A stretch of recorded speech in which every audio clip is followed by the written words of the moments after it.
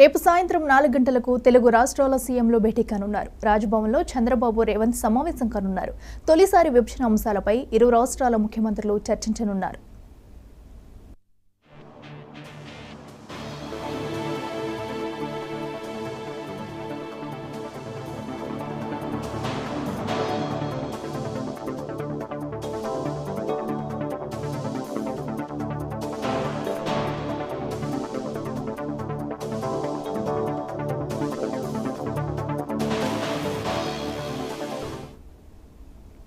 రేపు సాయంత్రం 4 గంటలకు తెలుగు రాష్ట్రాల సీఎంల భేటీ కానున్నారు. రాజ్భవన్లో చంద్రబాబు, రేవంత్ సమావేశం కానున్నారు.